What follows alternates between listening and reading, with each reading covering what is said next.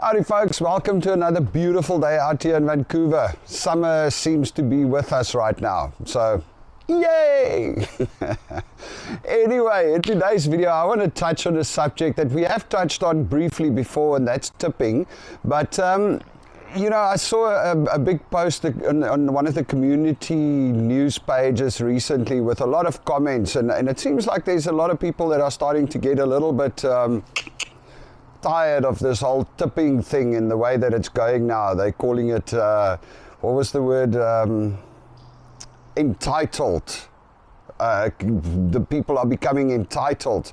And you know, the original complaint was, I think this guy went to a restaurant, and when he got the bill at the end, the options for tipping was like 25, 28 and 30%.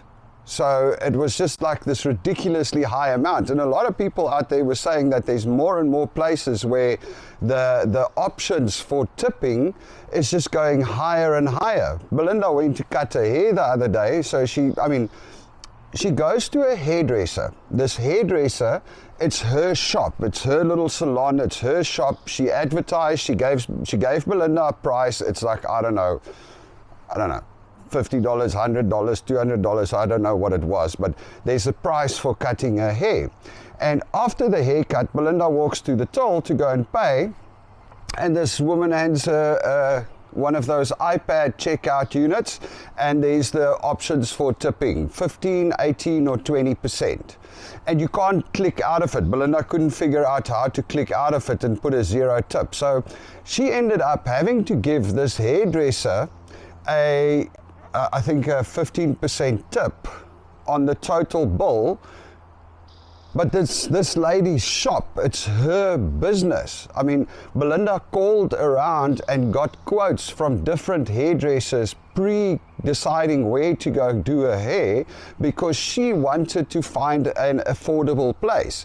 And this lady sent her a quote, said, hey, it's going to cost you, for argument's sake, $150 to get your hair done. And then when she ends up paying, it's there you go. Now you've got to add a tip, 15, 18 or 20%. I mean, that's just a little bit ridiculous, isn't it? Or am I just wrong?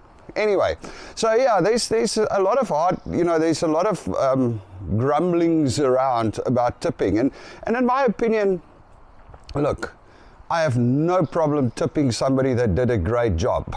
But I don't think tipping should be like just, hey, you just got to get tipped. Everybody just has to get tipped. For a start, it screws with my accounting, you know.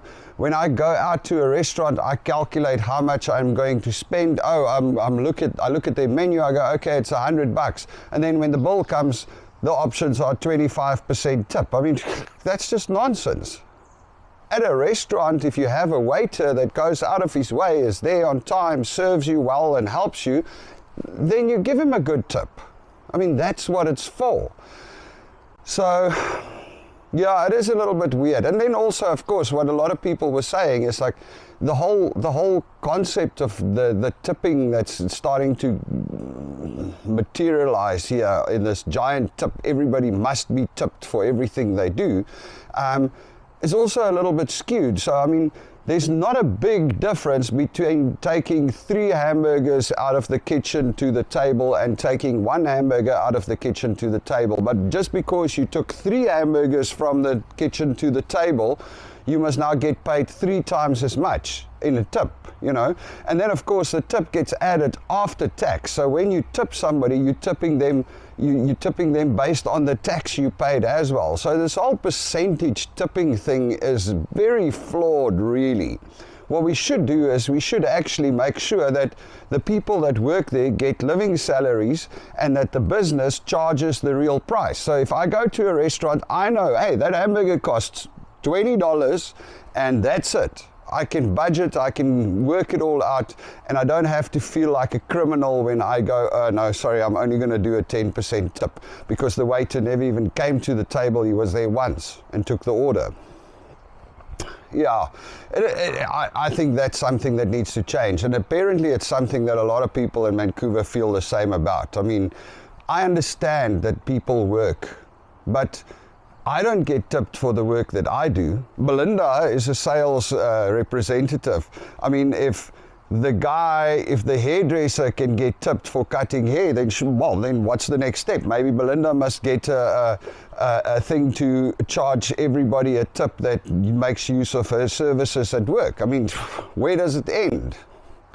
I think that's something that needs to be stopped. Anyway, so that's me for today. The lesson here is understand that when you come to Vancouver, you are either going to spend 20% extra on most everything you buy, or every time you eat out, or every time you go to cut your hair, or every service that you use, or you're going to look like an idiot, not an idiot, you're going to look like you are stingy because you don't tip people that expect tips. So yeah, that's something that needs to be sorted. Anyway guys, have a good one. Cheers.